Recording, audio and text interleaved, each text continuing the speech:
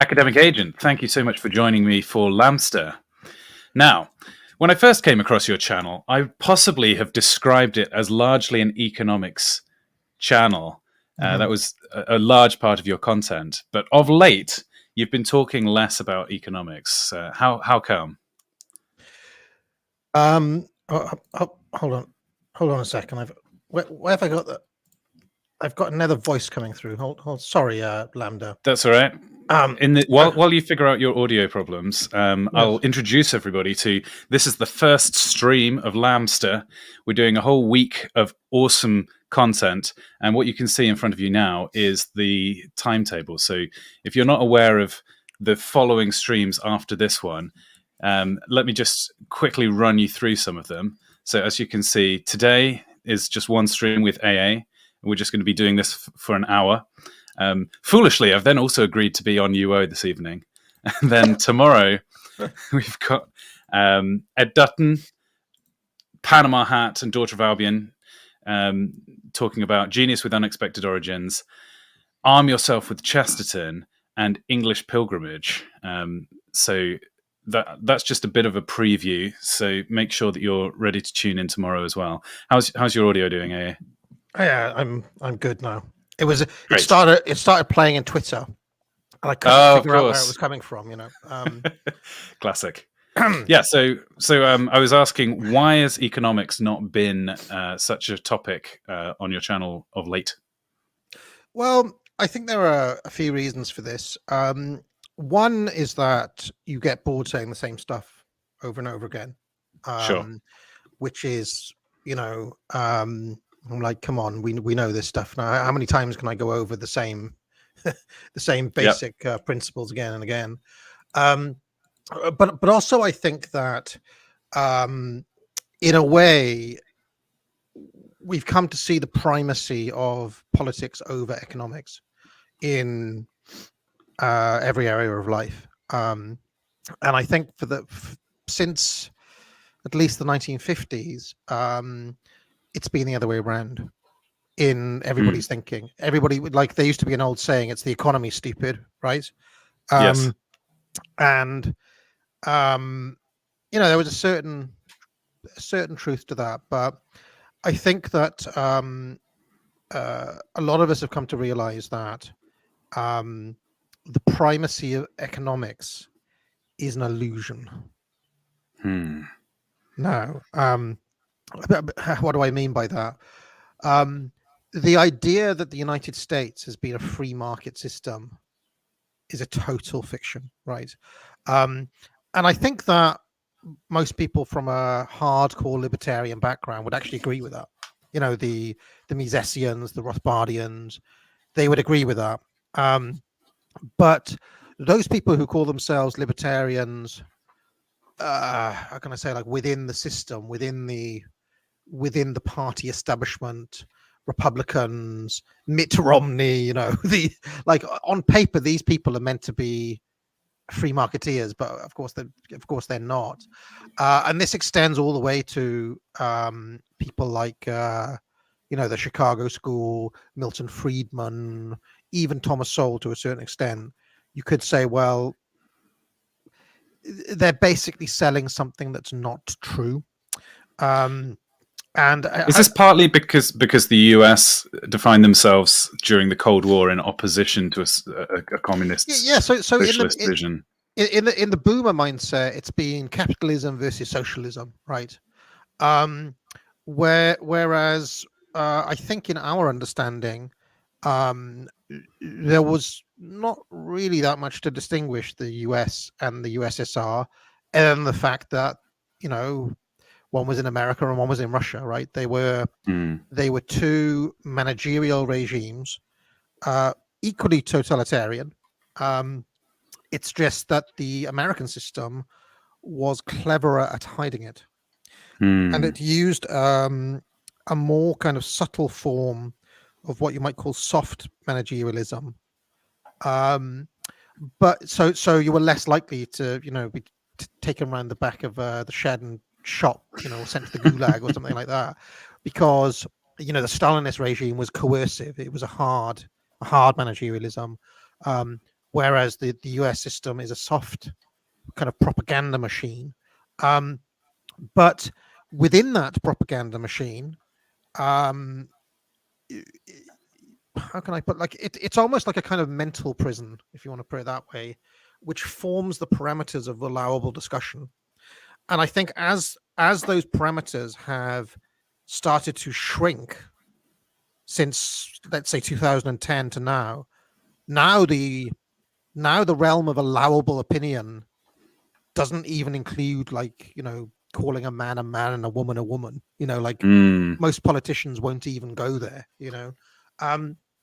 We're actually starting to see the American system echo some of the absurdities of the late Soviet Union, where everybody is aware that we're living some sort of a lie. So anyway, to come back to economics, the other great problem with the American system is the kind of multinational corporation and the development of that, which is it's a creation of the state. It's a creation of law. There's a very good discussion of it in C.A. Bond's Nemesis. We did a stream on it that you can find in the Cigar Stream archives, looking at how the corporation is this kind of entity that exists between the private sector and the state, and it gets a kind of monopoly status. It's granted a kind of all sorts of special privileges by the power structure, but at the same time is sold to the public as being this, in the quote unquote private realm. And what the American government have been very skilled at is basically masking their authoritarianism by outsourcing it to third parties, right? Most visibly, social media companies now, right? The Twitter, Facebook, or if you argue with somebody on the left these days, it's quite funny because they use all of these kind of disingenuous libertarian arguments. Liberal principles. It's a free company. What right do you have to tell a private company what to do? Exactly, but it's obvious that there is no real distinction between what people call the deep state and a company like Facebook or Twitter.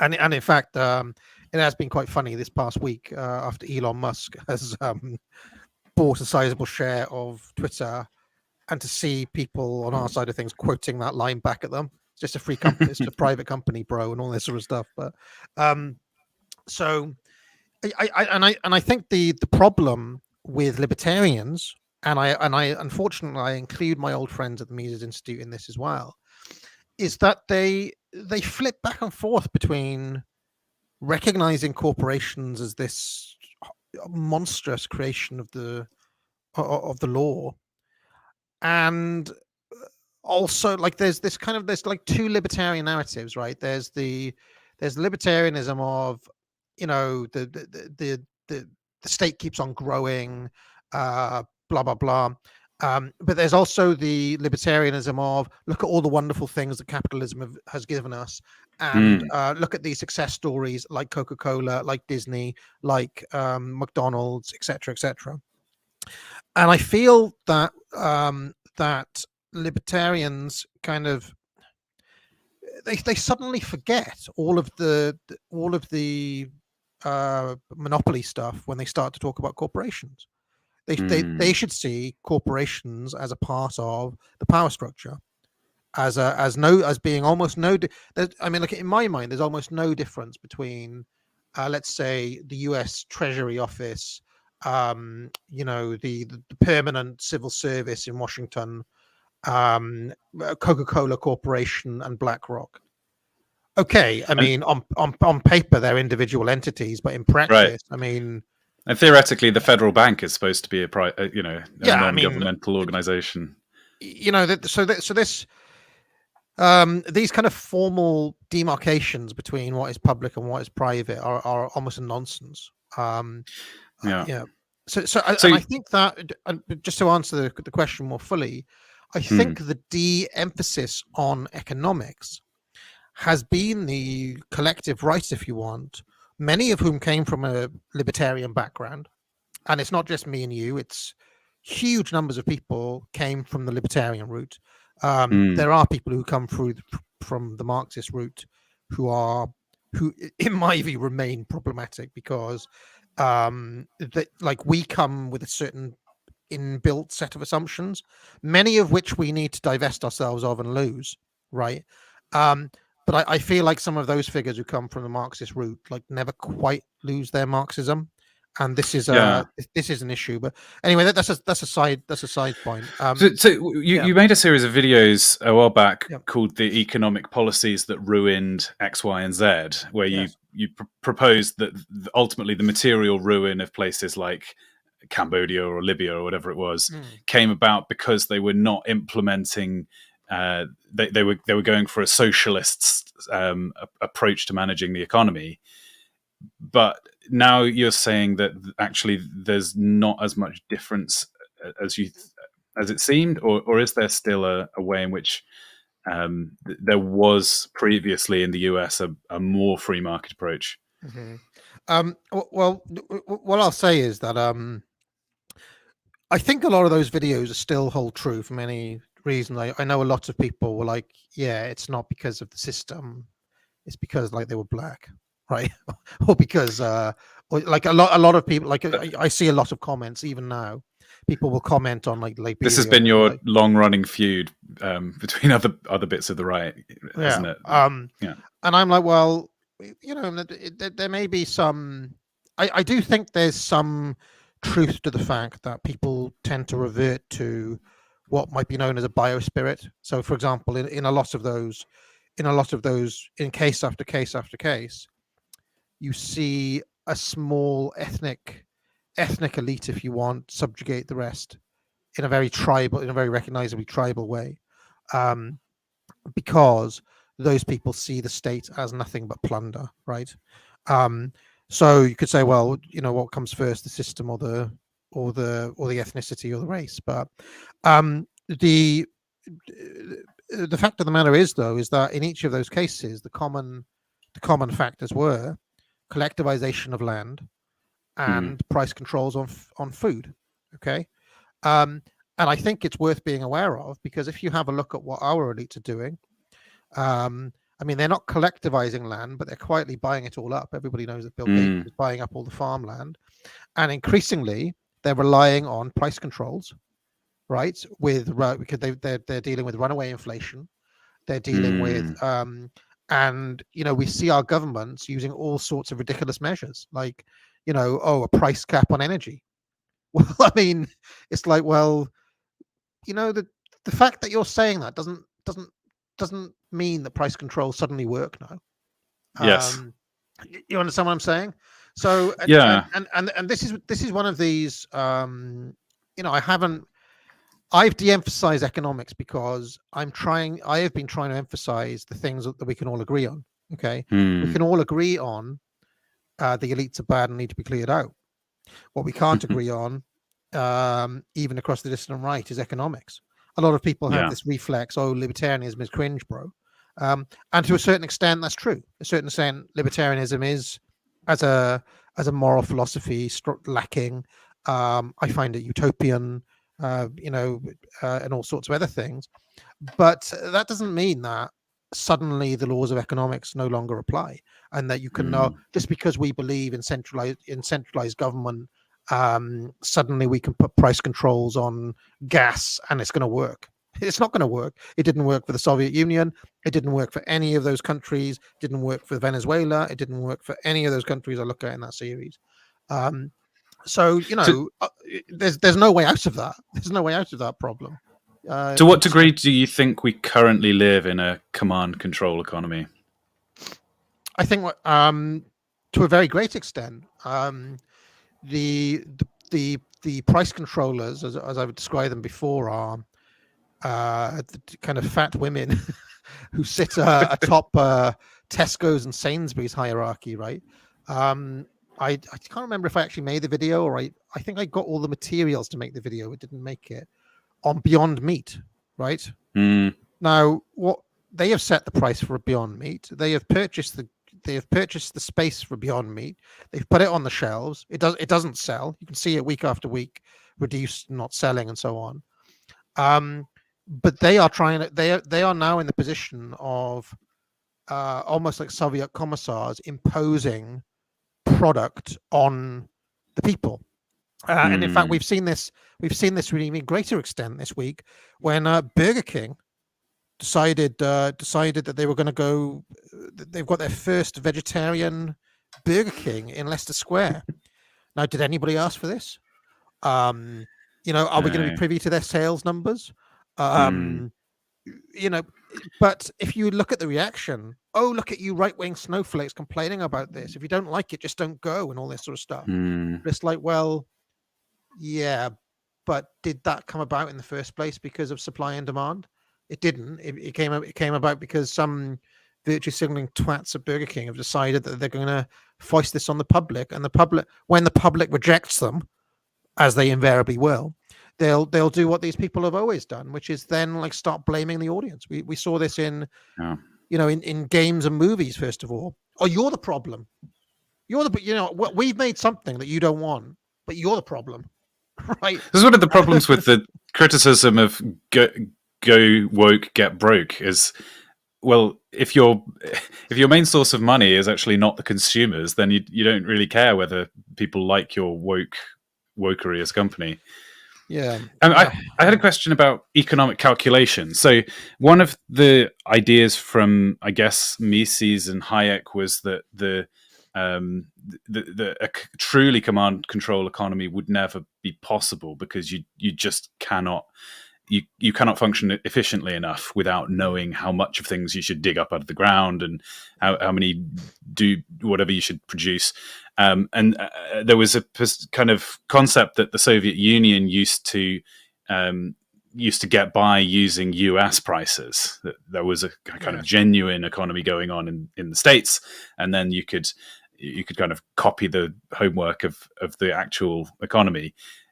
If we're in almost a command control economy at this point, how are we still able to produce goods? Well, actually, the system we've got is very clever, to give the devil his due. For a start, they never run a true monopoly on any product. What you'll see is there'll be a market leader who has a 70% share, the Coca-Cola, right? Yeah. And then there will be a well-known number two, Pepsi, right? And there will be supermarket's own brand as a third potential option, right? It doesn't matter if these products are actually made in the same factory or not. There's a number one, there's a number two, and there's the illusion of a third choice there as well, supermarket's own. And you see this in market after market after market. Now the thing is that those number one and number two brands have something like perfect information in their particular sectors. So Coca-Cola has sales data going back to 1910 or something ridiculous, 1915, I think it is. Okay, and if you actually look at the sales numbers in the UK, I don't know. I mean, I've spent hours doing this because I have I can never say it, Statistica account. Okay, because I'm a nerd, Luke. And you can just tap in any product on there, like Fairy Liquid, right? The Fairy Liquid in the UK is the number one brand. The number two brand is probably made by Unilever or one of those companies, right? And Fairy Liquid is made by, I think it's owned by the other one, the one P&G, right? Yeah, the one you're boycotting. Well, when I tried it, now I don't anymore because it's basically impossible. This is how I came to this conclusion, by the way, because I tried to boycott P&G. I was like, oh shit, I can't even wipe my ass without P&G's help, But if you have Oh, you've muted yourself. You're muted. Can you hear me now? Yes. Yeah, Karen. I get animated and and I chopped my own mic. Incredible. So basically, if you have a look at Fairy Liquid sales data, they know basically that guaranteed year after year after year after year after year, they get about 20 million unit sales in the UK, basically guaranteed, like week after, however many people there are in the UK, about a third of them buy a Fairy Liquid. Okay. Hmm. And because they have long running contracts with Tesco, Sainsbury's, Asda, etc. Like imagine you, Luke, wanted to break into the fucking what do you call it, washing up liquid market, right? Yeah. Like you're an entrepreneur, you've got startup capital. Like how Yep. much capital do you think you'd need to break Fairy Liquid's hold over the UK market? Yeah, realistically, the only people who could start up in Fairy Liquid would be another multinational giant, like Apple could probably bring out Apple Liquid or whatever. Like Apple, how much money and expenditure, even with Apple, like they'd have to take on the combined, and then as soon as that happens, Unilever and P&G, who had the hold on this market for past 50 years or whatever, they would move to,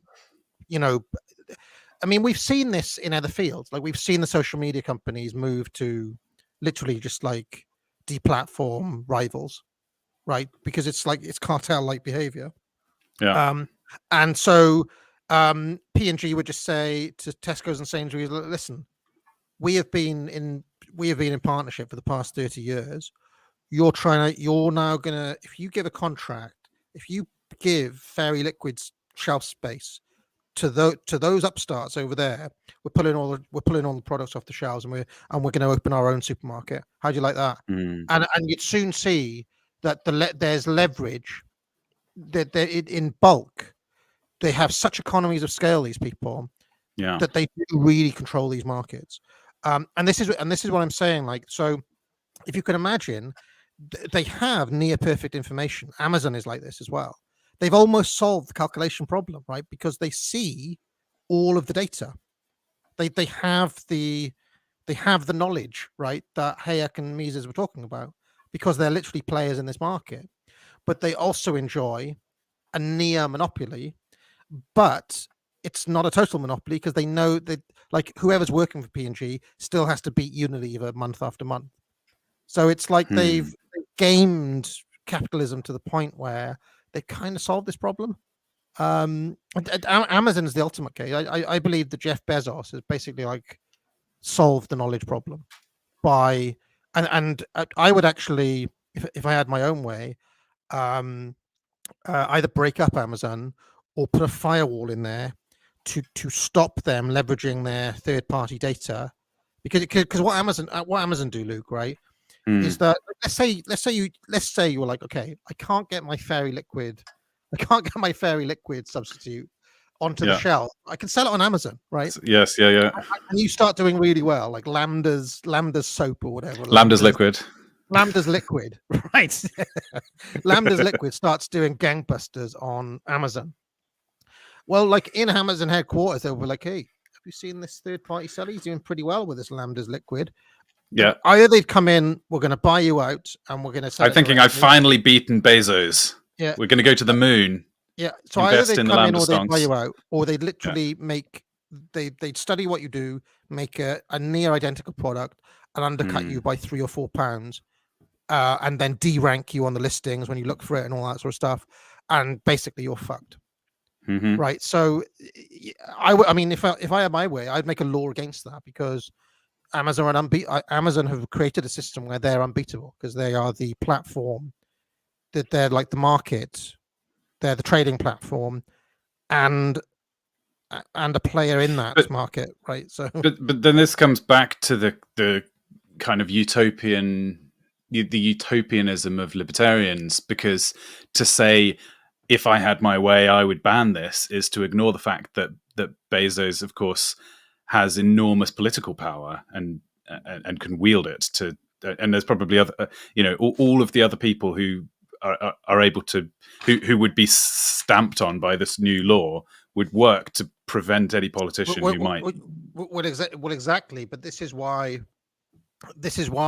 I would advocate for Um, I advocate for a state, I guess, that would intervene and would be strong enough to break the power of these sorts of men.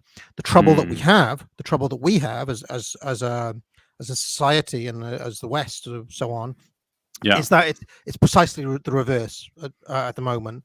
We have governments who are subordinate to Jeff Bezos or to Apple or to, the corporations are literally above the government. Yeah. Whereas in China, it's exactly the reverse, right? In China, if Winnie the Pooh, right, wants to break any corporation, he can do it and probably have them killed. And I mean, there needs to be a balance. Like, I'm not sure if I'd want to live in China, but it's obvious that because in some ways, if I was in China and I was running the same company, they're going to come in once they get to a certain level of success and nationalize my successful liquid business. So you're kind of trading one type of authoritarian Bezos for Xi, right? I used to play this game called Reigns. I don't know if you ever played it. You're basically a king making decisions, right? And there are there are eight loss conditions basically, and there are 4 factions. And so there's the merchants, there's the military, the general, right? There are the peasants, and then there are the priests. Okay, 4 factions. And basically, if you allow any of those 4 factions to be too powerful, you get overthrown. But if you allow any of them to get too weak, you lose, right? So if you ignore the economy and everybody's starving and destitute and so on, you basically, like, your kingdom falls to ruin. But if you allow the merchants to become too powerful, they basically institute an oligarchy and kick you out, right? So and I do think that model of seeing, like, well, you need to find a balance between those kind of, you need to you have to appease these different areas of the society to a certain extent, but not to the detriment of everything else. And I think that the merchants have had their way for far too long. I was reading a book on feudalism earlier on, a really good book on feudalism called I'm trying to remember what it was called now. It's like a classic. And I was thinking, feudalism, is that it? It's called Medieval Feudalism. Yeah. Carl Stephenson. Really good book. I think it was written in the 40s. It's got a kind of an archaic style, but I enjoyed it greatly. But I remember I was thinking all the way through it. Yeah, probably with this feudal society, you've let the military men have too much of a run of the green here, and everybody ends up being their slave, right? So, I mean, I hate to sound like some Weasley centrist here at Lambda, but I'm coming to the conclusion that, the elite theorists like Mosca and Pareto, they speak in terms of finding, like, societal equilibrium in some way. And I feel like there needs to be a check against any runaway leader somehow. Like, we cannot let because if you let the military men back in, they literally just enslave everybody else, and it's just, oh fuck, now we're serfs again, but you have that outcome if you let any one group become too powerful. So I'm actually coming more and more to this view that you need to have, like, I mean, James Burnham came to this conclusion as well, this kind of balance of forces where you have countervailing factions. So Burnham put it this way: let the managers manage each other, so that then they stop fucking managing us, right? So if the merchants have to worry about the generals, and the or this set of managers over here have to worry about that set of managers over there, me and you, just kind of people just trying to mind their own business, may actually either be left alone more because they're worrying about each other, or we will have greater freedom in terms of, like, who we want to serve. Like, maybe we can, ever play one of those RPGs where you can, like, join this faction or join that faction or join this guild or that guild. At the moment there is no optionality there. There's only one guild. there's only one. You have to join Team Globalism, or you're out. Mhm. And this is intolerable for men like us, I think. So during the last few years, we've seen fairly flat inflation, despite the fact that there's been all of these unprecedented, incredible changes in people's behavior, and people have been having different working patterns, different patterns of spending. It seems beyond beyond credibility to me that it's a natural thing that those things have all balanced one another out. So what I would have expected, and what I think a lot of people were predicting at the beginning of the lockdown, was inflation. That a bunch of people sitting around not producing anything, you're going to have fewer goods, and therefore those goods will go up in price. But that hasn't happened. But now we're seeing reports that we should expect unprecedented inflation. Has there been some mechanism to just delay the inflation from lockdown? And if so, do you have any idea how they've achieved that? Well, part of it is that the economy was in a massive downward spiral during the lockdown.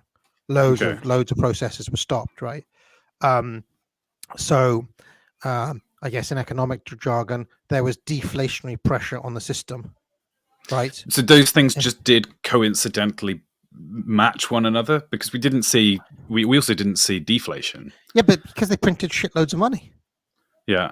Right. So I mean, but if you don't forget, do you just print it so that it exactly matches? Is that the trick? So these people, since there was a guy called Irving Fisher, who was writing in the Depression, they basically believe that deflation is the worst thing that can ever happen because of the Great Depression. Okay. So they anything to avoid deflation, they will do.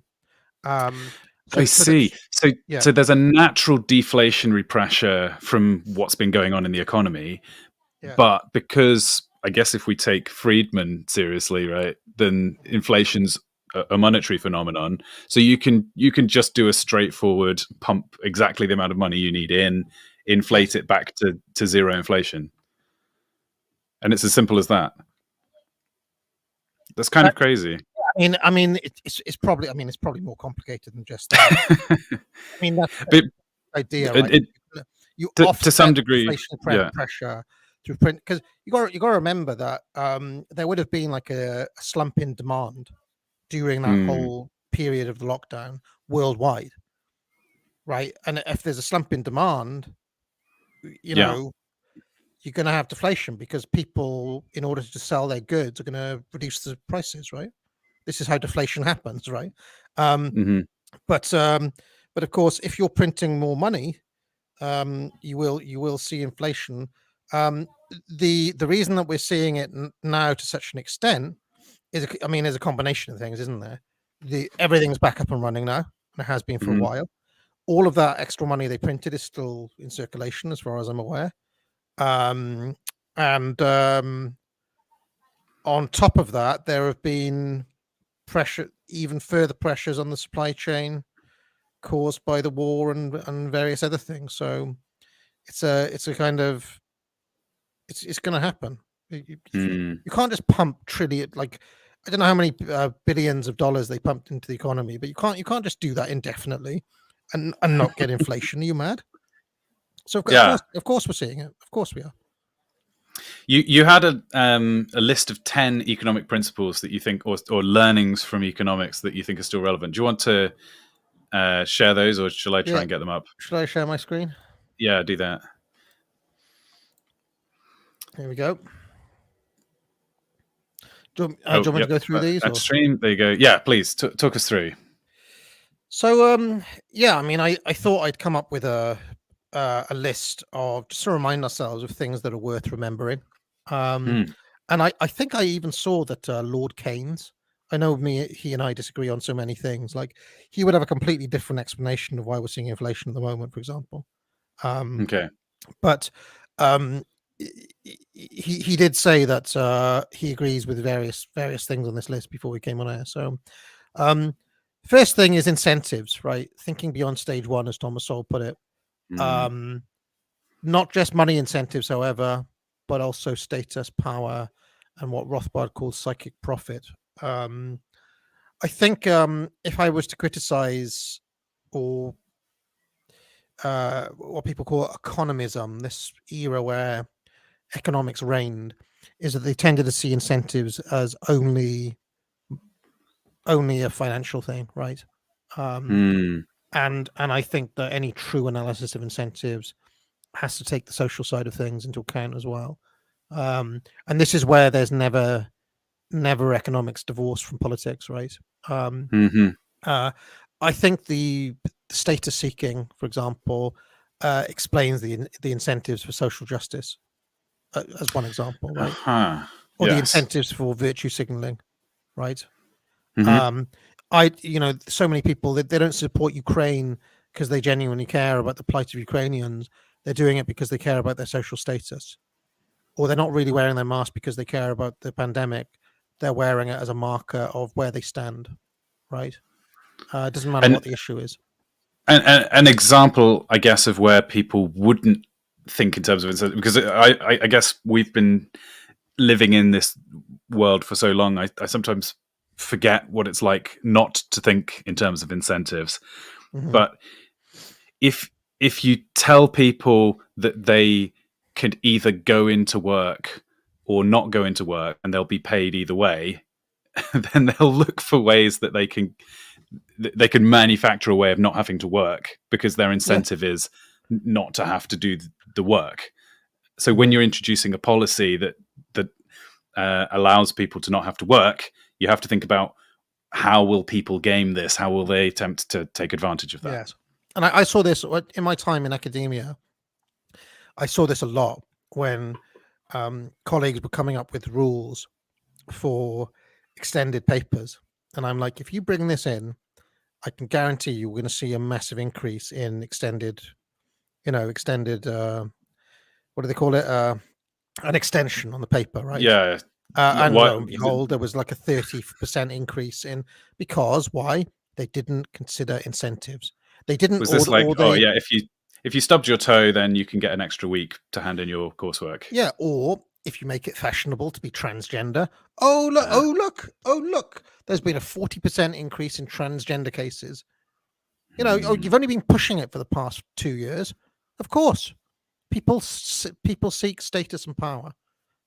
That's how. And once you get incentives, you can explain everything. Jesse Smollett, or whatever his name is. Do you remember when he faked the hate crime against himself? Yeah, why would he do that?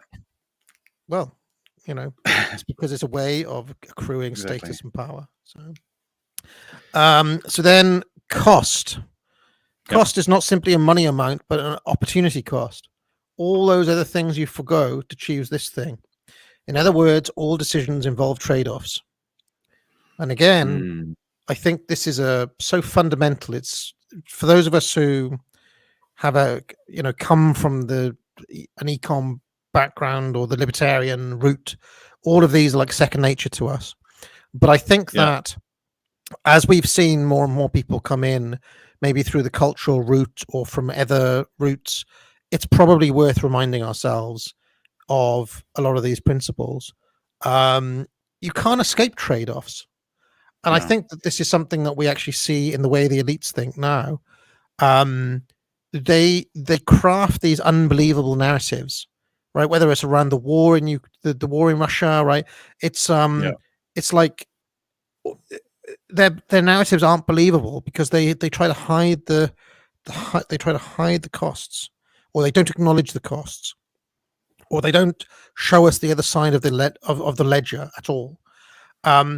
And to me, it's like you always have to acknowledge that there are costs. There is no action that you take that is costless. Okay. I could spend a day reading Batman comics as I have done recently, but what are all the other things I'm not doing when I'm doing that? It's not just me having leisure. I could have done something else. I could have written a course. I could have started writing a new book. I could have made more videos. I could have made more money. I could have spent more time with my kid. Whatever it is, all of those other competing priorities are the cost of me spending 6 hours reading a Batman comic or however long it was. Okay, so there's no outside of cost. And when I see, like, I do think we're running into this a bit more now. When we see people try to devise solutions or positive visions or whatever else, a lot of the time I'm thinking, like, are you even coming from the same place as us? Because you're not highlighting like what are the incentives and what are the costs? And this is not like I think people think, oh well, economics, it's a really cold way of looking at the world, but this is not. This is just like human reality. Like, this is something that you can't. It doesn't matter if you call it economics or not. There are always trade-offs. So yeah. Well, in some ways, like, economics is the study of limited goods, right? Whenever you've got something that's not infinite, then economic rules apply. Now, it might be that there's an enormous amount of meddling from powerful people in the economy, but in a sense, the economy is not all of economics, right? Any solution that you're trying to apply to any problem in your life, you need a map that'll tell you how to navigate from where you are to whatever your destination is. And you want that map to include as much detail as possible so you can plot the most effective path. And one of the things that helps you get an accurate map is an understanding of these economic principles. Absolutely. Do you want to go through the rest of them, Lambda? While we still got time? I mean, we've got what, 20 minutes, so if maybe we I'll pause. Zip through the rest. I'll zip through the rest. Okay, so go ahead. I might stop you if something comes to mind, but yeah, go ahead. All means are scarce and must be allocated by an actor. Choice is the act of economizing. Mm-hmm. And again, I think people think economics, that means money, right? But it's literally anything, right? Any choice you make has this allocation of scarce means to alternative. What is your PFP? You could choose to have you could choose to virtue signal with your Ukrainian flag. You could choose to put an anime girl there. Exactly. You've only got one. You can choose to do with it as you will. People do not value goods in general, but in specific units for specific purposes, aka marginal utility. I won't linger on that, but I do think it's worth reminding yourself, like, people don't prefer like diamonds to bread because they're greedy or whatever, or because they're superficial. It's because, it's like they've got many units of bread and they value like their first unit of diamonds more than their like 100th unit of bread or whatever. Why? Because, there's only so much bread you need, right? You don't value if you're thirsty, you really value the first sip of water, but like the third pint of water, no, right? So, I mean, it's pretty straightforward. Revealed preference, what people actually do, for example, recorded sales, is a better indicator than stated preference, what people say they will do, for example, polls. And again, I still run into this where, without naming names, like there are people who insist on like sending me poll data, and I'm like, listen, it's all bullshit. It's like we've literally read Edward Bernays telling us how polls are being manipulated for propaganda purposes. So a question on revealed preference. Mm-hmm. You could ask a bunch of drug addicts whether they would prefer to continue to take drugs or go clean for a year, and they'd say they'd want to go clean for a year, but their revealed preference would be that they want to keep doing drugs. So is there a subtlety here where people might express a preference that they are incapable of living out? It's kind of their will, their best, idealized version of themselves Mhm. versus the struggle that they have within to act in the way in accord with their higher will. Sure, but we're interested in what is, right? Not what ought to be, or what people wish. Like in an ideal world, I don't want to take drugs, but you're actually a druggie. Yes. The reality is that you're a drug user, right? So, Yeah.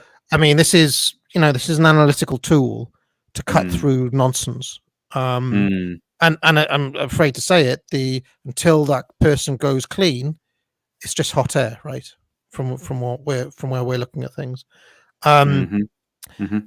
Speaking of cutting through BS, you can find the real price of anything by expressing it as a percentage of wages.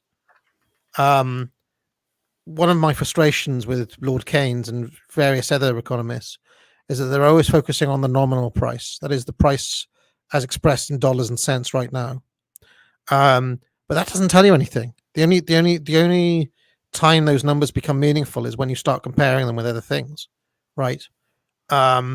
So if you express it as a percentage of somebody's wages or median wages, for example, we can then see in real terms if it's gone up or down, right? You can do inflation adjusted, although I prefer the exactitude of using, a loaf of bread in this era cost you 3% of your wages.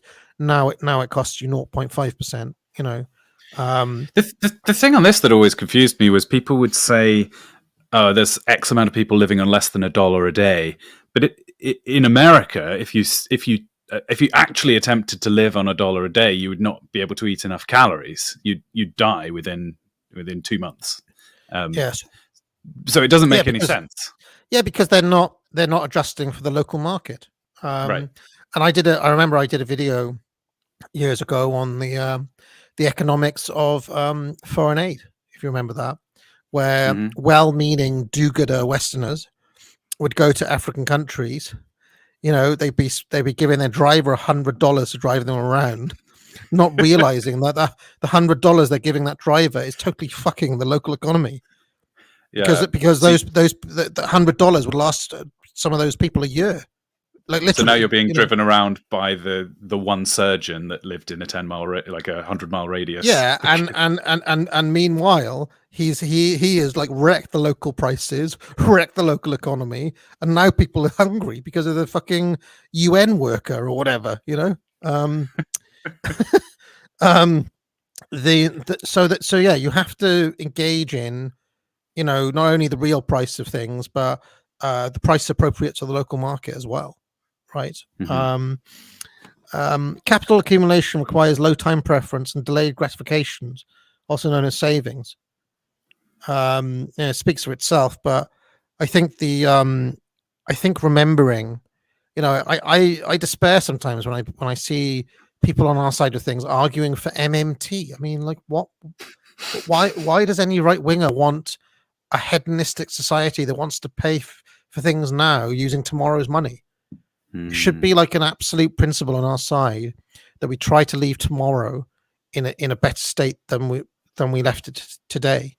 I once devised this graph where a table where I looked at net national savings, and I saw that the Victorians, decade after decade, would leave about 10% of GDP for the next generation in savings, right?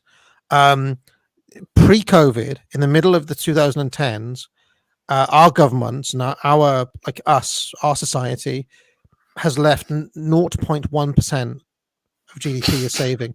That was pre-COVID. Now it's probably minus. The only time it was minus prior to this decade was World War II, and that was literally World War II. So, I think it's just gross. It's like you fail it's the Burkean contract, right? Yeah. We have to leave the next generation a better tomorrow. And I think this is why the boomers are so hated, Lambda. Right. Because the boomers are one of the few generations in history who fucking squandered every resource and left the planet, left our society, left their kids, left their grandkids in a worse state than the world that they inherited. And I don't think they'll ever be forgiven for that. I mean, yeah. Carry on. when you're looking at a large group of people, the question's got to be surely. It's not just a coincidence that all the people born between those years had a certain personality. They are acting, to go back to point one, according to their incentives, right? So actually, it was probably the decisions of a few people in charge over those years that set up incentives that led the boomers to behave in that way. Yes, and then the cowardice of subsequent leaders not to cut those things or To not to alter reverse. them. But if you're living in a savings-based society where you will receive savings from your parents and then pass on savings to your children, and then over several generations you spend those savings and then start to live in debt, then over the course of that time you're shifting from accrued wealth in your society towards living off the saddling the next generation with increasing problems until surely the point of complete bust. At some point the whole thing falls apart. I mean, to me it's just completely unforgivable, which is why, I mean, it's one of many reasons I want to clear them out. Lambda, they're just, I've heard this. It's just disgraceful the way they've run things. That was something that Britain as a country got right for so many years, and now we have no savings as a country. I wonder if you could track whether or not a society leaves more savings to the next generation with things like innovation, inventions, increase in material prosperity in various ways. I mean, it's kind of the hard numbers version of that saying that a society grows great when old men plant trees, the shade of which they will never sit under. Yeah, I mean, there's actually a beautiful passage somewhere in Mises. I think it's in Human Action, but it could be elsewhere. And it's very rare that Mises is touching, because he's an economist, right? And he's a kind of a cold writer most of the time. But there's this one moment where he's talking about capital, and he says, like, literally, this is the accumulation of generations upon generations. Like, you're standing on the shoulders of your ancestors. The sheer number of man hours it took, the amount of people doing without, it took to build all of this, and for our generations just to be fucking squandering it or giving it away, giving it away, I think is just disgusting. Then the eighth point is and I think that people of a more nationalist bent will understand that as well. I think they understand it intuitively as to what that means. Yes, I feel like the libertarians feel the horror of waste. They see the numbers not being used efficiently, and that hurts them. But the nationalists feel the betrayal of property, of legacy, and of ancestry being being squandered. That's and I do, like, as someone who's has family on my mother's side who were miners for generations. For some twerpish leftists to say, the wealth of this country's got was all stolen. I was like, tell that to the people who worked 16 hours down the mine, year after year after year, that the wealth that they were creating was stolen from India or something. Just fuck off with that, So I do think that there's something deeper when you take some of these economic principles seriously, and I really understand what they're talking about. I mean, it literally to the point where at some point in all of our backgrounds, there will have been someone who did without. I mean, for example, like literally, my grandfather was he was bringing up his sister and his brother from the age of 9, because his father died when he was young. In Iran, they call them orphans when they lose their father. So his mother went and remarried, and he wouldn't. Much like Saddam Hussein, funny enough, he wouldn't stay there, and he raised his family alone. He was working from the age of 8 or 9, and then he put himself through night school and education at the age of 10, 11, 12. God knows the hours he must have been working. But like, I mean, the sacrifices that he must have made, I wouldn't be sitting here now. I mean, literally, I wouldn't be sitting here now. I mean, both in terms of lineage, but also in terms of the blood, sweat, and tears right. that he had to go through. So, number 8. Let me say Proverbs 13:22. A good person leaves an inheritance for their children's children, but a sinner's wealth is stored up for the righteous. Maybe that's hopeful. Ultimately, you end up, if you're not a good person and you don't store up inheritance in a way, the collapse is just putting those resources and giving them to somebody who deserves it more. Mm-hmm. Carry on. Yeah, and then so number 8, the future is uncertain. Entrepreneurship is decision making under uncertainty. Workers accept a fixed income to reduce their risk profile and make their planning horizons more predictable, while entrepreneurs must deal with the realities of profit and loss. I think this is a severely underrated aspect of life, and I think one of the reasons that a lot of us find managerialism and globalism so stultifying is that these are people who want to try to manage the risk out of life. They want perfectly predictable planning horizons. I think Nassim Taleb calls it the Harvard Soviet complex, right? They're trying to remove the uncertainty. Of course, in reality, you never can, right? And in fact, history, regardless of what type of whether it was entrepreneurs or military men, has been made by people just willing to take risks, people who are who take decisions under uncertainty. There's a I mean, in a way, if you want to increase your risk and have the potential for making big profits rather than a stable income, you can take your monthly annual salary and you can just put it all into lottery tickets. But most people value the stability way more. Mm-hmm. Yeah, but I mean, Bronze Age Purvett says really the mark of any civilization is the exceptional men it can produce. And the exceptional men in history that are actually the people willing to take those risks. Yeah, and I seem to remember that it's in Machiavelli. There's this beautiful passage where, again, Machiavelli, not a writer noted for his beauty most of the time, but he talks about fortune as a river, an overflowing, mighty, rapid river that's coming down. And he says that you can make every plan you want. You can consider every possibility, and fortune will still wreck it half of the time, right?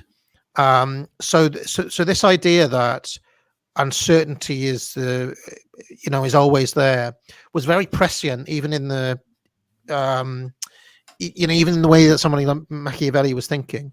And again, I think that one of the great problems with this weird period that we've been in from 1945 until now is this idea that somehow that was then and now we're outside of history. Now it's just like, now we live in this perfectly predictable world, and all we have to look forward to is the next Marvel movie that comes out, or the next Netflix series, or the next flavor of the next Burger King special or whatever it is.